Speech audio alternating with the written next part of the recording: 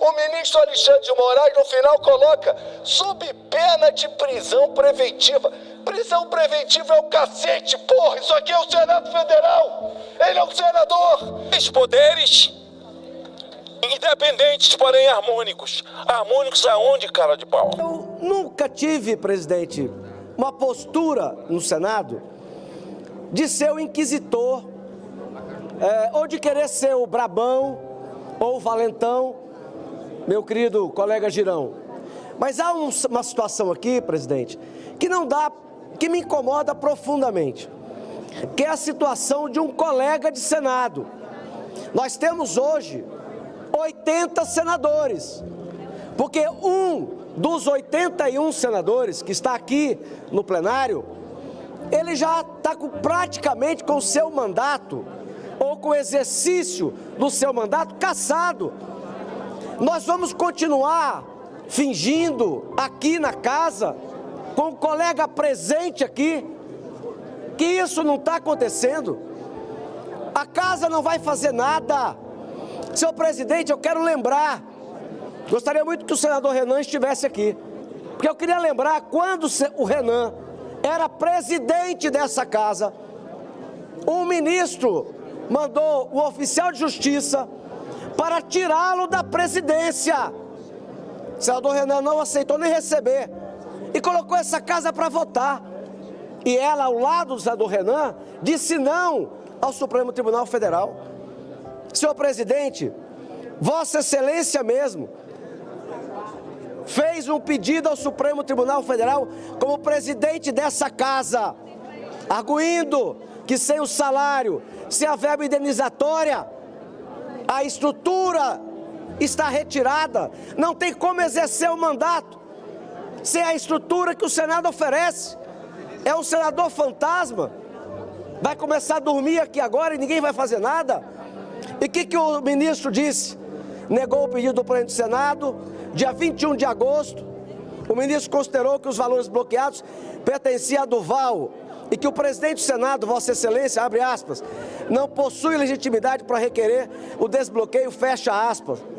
O bloqueio das contas atinge não apenas o parlamentar no exercício da função legislativa, mas também viola a dignidade da pessoa humana, vetor fundamental previsto no artigo 1º, parágrafo 3º da Constituição Federal. Senhor presidente, eu poderia hoje aqui estar falando que, em certo aspecto, nós estamos pior do que a China, porque na China o X está bloqueado, mas não está bloqueado aquele que queira acessar.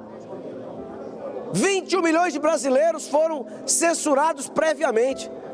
Mas confesso que o assunto que mais me toca, meu querido presidente, é nós vemos um colega nosso tendo o seu mandato praticamente cassado e a gente não conseguir reagir a isso. Por isso, senhor presidente, não pode essa casa continuar aceitando algo como esse.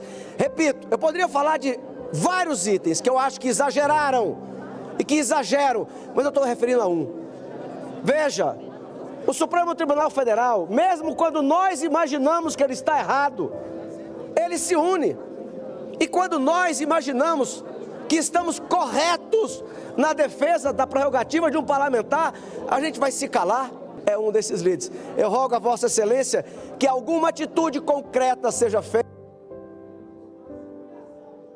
Continue passando a humilhação de ver um dos 81 senadores praticamente cassado aqui no plenário. Vossa Excelência teve como resposta do ministro Alexandre de Moraes, pelo que eu tenho conhecimento, negando, dizendo que a intenção de Vossa Excelência em proteger o Senado e as prerrogativas dos senadores não tinha legitimidade por ser o presidente dessa casa e não poder responder pelo senador, o que para mim é um equívoco, mas não só para mim, a própria Constituição e discussões e também decisões do STF dizem diferente. Diante desta negativa do ministro Alexandre de Moraes, baseado no fato de Vossa Excelência ser presidente, não ter a legitimidade, eu venho aqui como líder do partido Podemos, partido do qual é o senador Marcos Duval,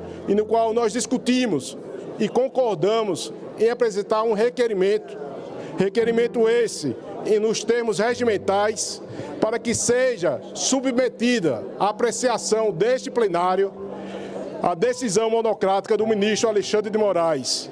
Decisão essa que determinou medidas cautelares, especialmente de suspensão da atividade plena e exercício do senador Marcos Duval. Esse requerimento não é casuísta, esse requerimento está fundamentado, inclusive. Era uma vez, em uma pequena cidade, vivia um jovem chamado Miguel. Miguel tinha grandes sonhos, mas estava enfrentando dificuldades em sua jornada para alcançá-los. Ele trabalhava duro em um emprego que não lhe trazia satisfação e enfrentava obstáculos que pareciam insuperáveis. Um dia, enquanto caminhava pelo parque, Miguel conheceu um homem idoso que notou a expressão preocupada em seu rosto. O homem se aproximou e perguntou a Miguel o que o estava incomodando. Compartilhando suas frustrações e desafios, Miguel desabafou sobre sua luta para realizar seus sonhos. O homem idoso ouviu atentamente e, em seguida, compartilhou sua própria história de superação. Ele também enfrentará dificuldades em sua juventude, mas nunca desistiu de seus objetivos. Ele explicou a Miguel que a chave para o sucesso não era apenas trabalhar duro, mas também acreditar em si mesmo, manter a perseverança e aprender com os fracassos. Inspirado pelas palavras do homem mais velho, Miguel decidiu que não deixaria os obstáculos o deterem. Ele adotou uma nova mentalidade, transformando cada desafio em uma oportunidade de crescimento. Ele começou a se educar, a se conectar com pessoas que compartilhavam seus objetivos e a se dedicar ainda mais ao seu trabalho. Com o tempo, as coisas começaram a mudar para Miguel. Ele conseguiu avançar em sua carreira, alcançou suas metas pessoais e encontrou um novo senso de propósito e realização. Ele percebeu que, embora o caminho para o sucesso possa ser difícil, cada passo dado na direção certa é uma vitória. A história de Miguel é um lembrete poderoso de que, mesmo nas circunstâncias mais difíceis, a determinação, a positividade e a perseverança podem nos levar além de nossos limites. É a história de como a motivação e a resiliência podem transformar sonhos em realidade. A história de motivação de Miguel é uma jornada de superação e determinação que inspira aqueles ao seu redor. Miguel cresceu em um ambiente desafiador, enfrentando dificuldades financeiras e familiares desde cedo. Apesar das adversidades, ele sempre manteve um espírito resiliente e uma determinação inabalável de alcançar seus objetivos. Desde jovem, Miguel teve grandes sonhos e aspirações. Ele sabia que queria fazer algo significativo com sua vida, algo que fizesse a diferença não só para si mesmo, mas também para as pessoas ao seu redor. No entanto, ele sabia que o caminho para alcançar esses sonhos seria longo e difícil. Miguel enfrentou inúmeras lutas ao longo de sua jornada. Ele teve que superar a falta de recursos financeiros, as expectativas limitadas de sua comunidade e até mesmo momentos de autodúvida.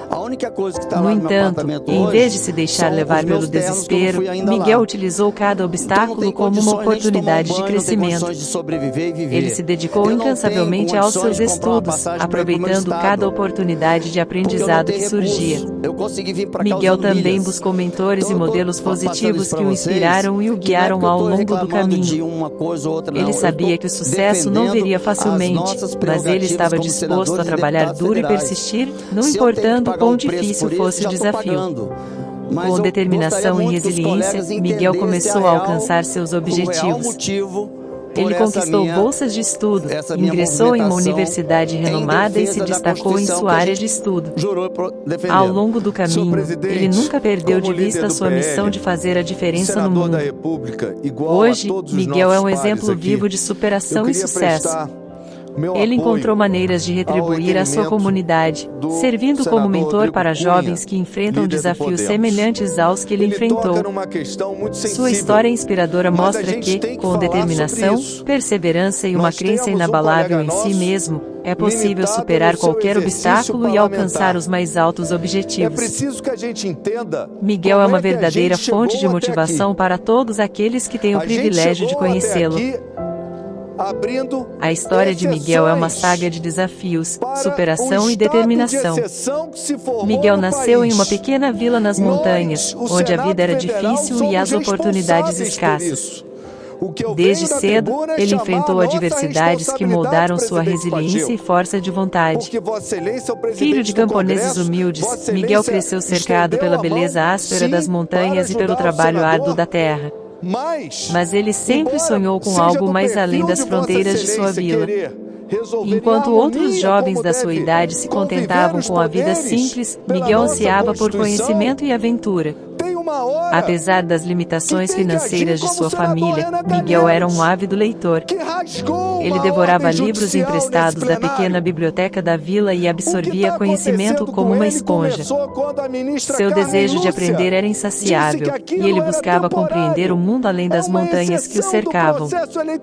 No entanto, Miguel enfrentava constantes obstáculos em sua jornada. A falta de recursos financeiros e oportunidades limitadas ameaçavam sufocar seus sonhos.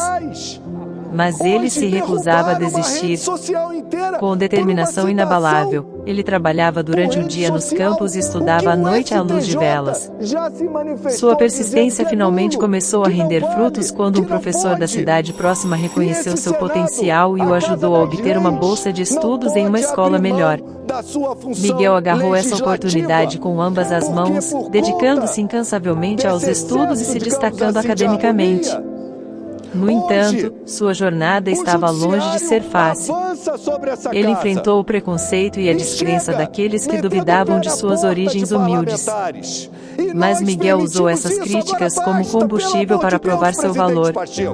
Ele se destacou não apenas em seus estudos, mas também em atividades extracurriculares, mostrando ao mundo que suas origens não definiam seu potencial. Com o passar dos anos, Miguel se formou com honras e conseguiu uma bolsa para uma renomada universidade. Lá, ele continuou a brilhar, destacando-se como líder estudantil e acadêmico exemplar. Sua jornada inspiradora ganhou reconhecimento nacional, e Miguel se tornou um símbolo de esperança e determinação para muitos jovens que enfrentavam desafios semelhantes.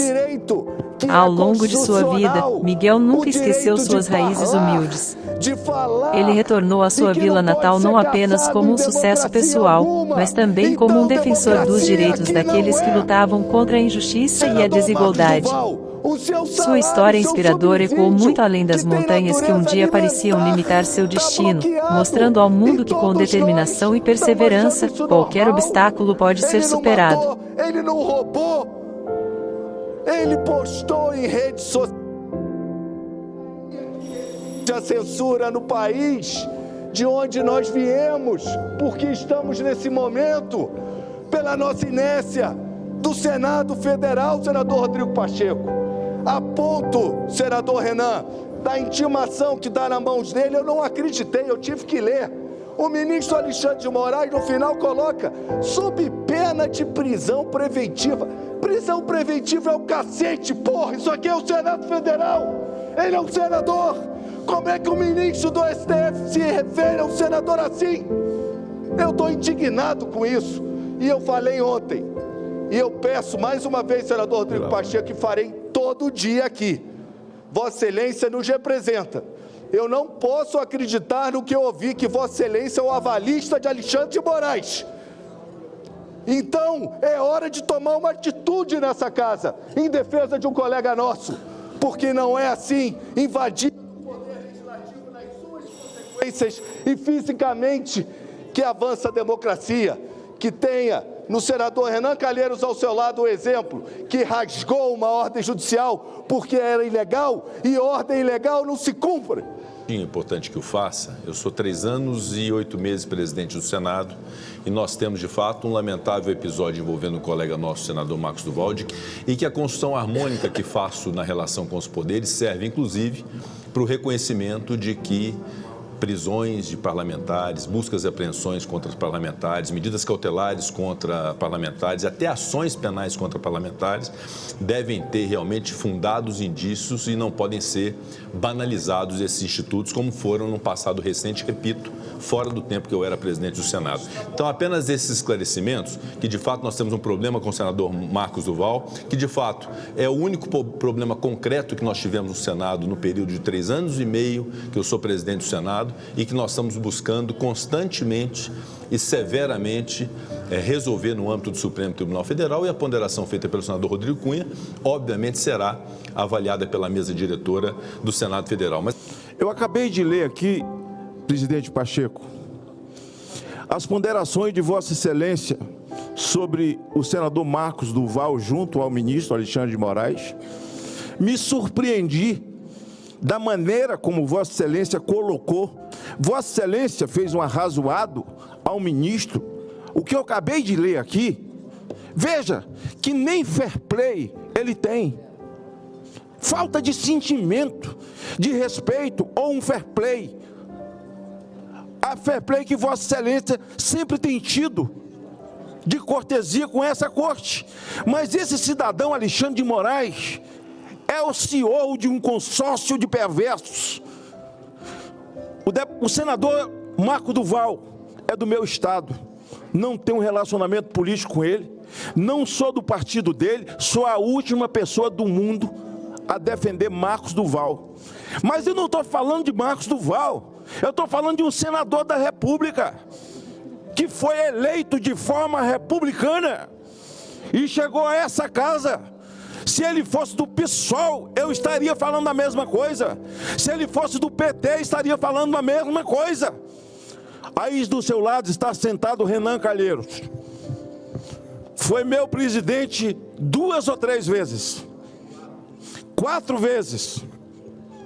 Diz ele que não quer ser a 5ª mais não. Ele que falou, sei lá. Diz ele que Deus é que sabe. Quando o cara fala assim, Deus é que sabe, é porque tem alguma coisa no meio. Bom, foi 5 vezes. 4 vezes. E essa casa, sempre que ele me passava a palavra, naquela tribuna ali, Vossa Excelência é minha testemunha, de que desde o meu primeiro mandato, eu falo do crescimento progressivo do ativismo judicial. E esse ativismo judicial chegou ao ponto de não ter fair play ou nem respeito. Porque o que foi colocado aqui pelo senador Pacheco para o ministro Alexandre de Moraes, fazendo considerações sobre os direitos que a Constituição dá ao senador, aos direitos do senador Marcos Duval, e ele responde como se estivesse respondendo para qualquer pessoa. Responde como se estivesse respondendo para qualquer pessoa, e é um trecho que ele encerra aqui, dizendo que Vossa Excelência não é parte. Ora, quem é que é parte então? Quem que vai defender Petecão? Quem vai defender o Everton? Quem vai defender a mim? Quem vai tomar nossas dores? Senhor Alexandre de Moraes, se não o presidente dessa casa. Agora, a mim não espanta a falta de fair play, a falta de sentimento. 3 poderes independentes, porém harmônicos. Harmônicos aonde, cara de pau? A que nível nós chegamos? Por isso vamos precisar ter atitude. O trabalho de pacificação sempre deve ser feito, mas tem uma hora que precisa de atitude eficaz. Atitude de acordo com essa Constituição, que não é respeitada hoje por aqueles que deveriam ser os primeiros guardiões. O clima de terror que está no país, com um homem mandando e desmandando no país, é claro que ele não faz isso sozinho, tem o apoio de outros ministros do Supremo e tem o apoio dessa casa, pela omissão nossa. Então, senhor presidente, o que a gente pede aqui, eu acho que eu tenho colocado, nós chegamos no fundo do poço. No fundo do poço. É que as prerrogativas desse colega senador, que pode ter seus defeitos, como eu, como todos aqui, na forma, mas ele é amparado pela Constituição brasileira. As prerrogativas dele são as nossas. E ele,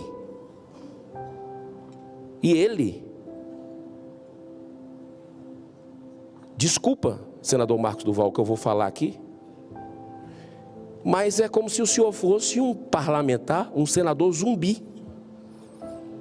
O senhor praticamente dormiu nesse plenário essa noite, algo que não se vê em nenhum lugar do mundo, uma forma de protesto, uma forma de desespero, senadora Margarete. Ontem eu falei aqui com o senhor, e uns colegas subiram, jamais lhe atacar, jamais, ninguém atacou aqui ontem. Mas alguns senadores, não, foi ataque, não foi. E colegas defenderam o posicionamento do ministro Alexandre de Moraes, que faz parte, é legítimo defender, mas num ato falho, colocaram o senador Renan Calheiros o seguinte: essas casas bets, o ministro Alexandre de Moraes tinha que acabar, tinha que determinar para fechar. Olha a que nível nós chegamos de subserviência. Um ato falho. Quando eu falei aquilo, fui descendo aqui, fui embora, que eu tinha uma consulta, não fiquei até o final. O senador me chamou e disse: ó, tu vai ser preso, bicho. Tu vai ser preso. Vão dizer que você atropelou um cachorro, alguma coisa. Vão arrumar um jeito. Tu sabe quem? Esse é o clima que vive o Brasil. De medo. E a população está com medo.